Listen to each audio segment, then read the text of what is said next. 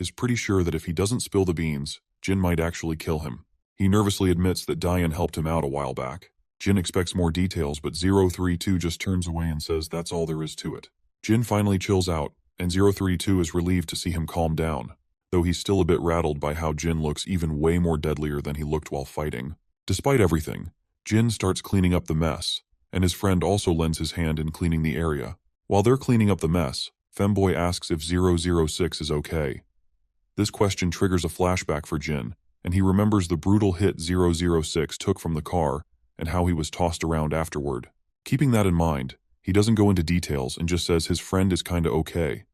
Femboy shrugs and says it doesn't matter as long as his friend is still alive. After all, he did try to kill Jin, so it's expected that he might be hurt. Jin then turns to him, asking how he can trust someone like our boy, especially since he is a traitor to the camp. Femboy replies that it's because Jin has never lied to any of them. Even though he betrayed the camp, 032 believes Jin wouldn't betray his friends. He mentions that 006 had the same opinion about our boy as well. Upon hearing this, Jin then says that he understands everything.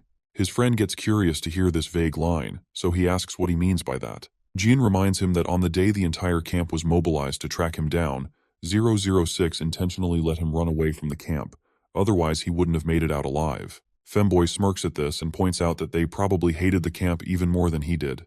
Jin smirks in return, and then his friend asks if there's any way to reach 006. Jin says no, not until 006 makes contact first. Jin then reassures him that he will tell 006 to reach out to Femboy when he does get in touch. He then starts berating himself up for lashing out at Jin for no reason and almost getting himself killed in the process. He then also highlights how 006 had gone into hiding just to protect his friend. Jin then also reveals an interesting tidbit and explains that if the camp had known that 006 has a close relationship with the 032, then they would have used this to their advantage, so 006 did not tell anyone before vanishing. Femboy gets sad to think about how his friend is sacrificing himself to keep his friends safe. That is when the hoodie guy also reveals some interesting news, which is that the camp is making sure that no one finds out that our boy is still alive. Jin asks if they are actually covering this up, and his friend confirms it, saying it's true. He adds that only a few high-ranking officials know that Jin is still alive, which is why the camp can't conduct a full-scale search for him.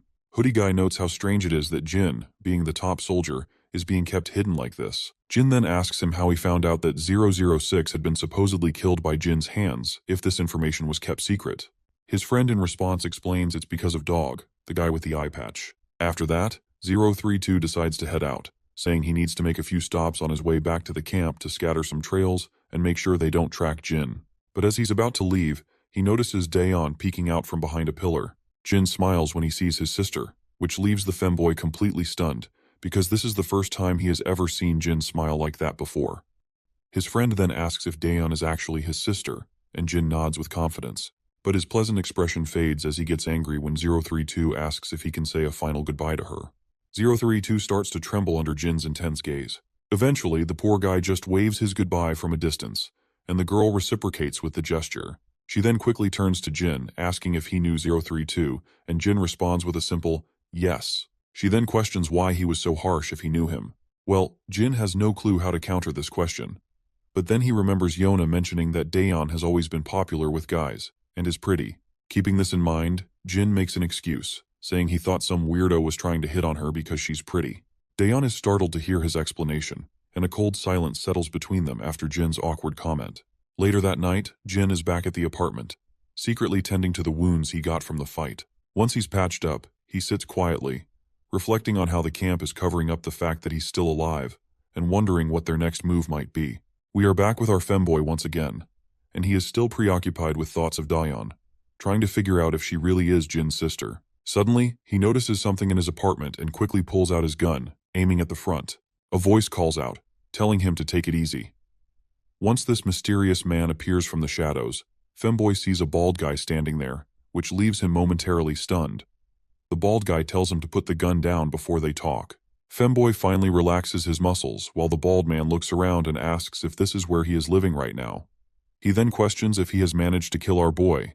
Femboy counters it, asking this stupid head if taking down Jin looks like a walk in the park for him. The hoodie guy then inquires what he is doing here. The shady figure replies that he's just handling some business. But before the femboy can react, the bald man slips a dagger out from his sleeve and quickly plunges it into the femboy's belly.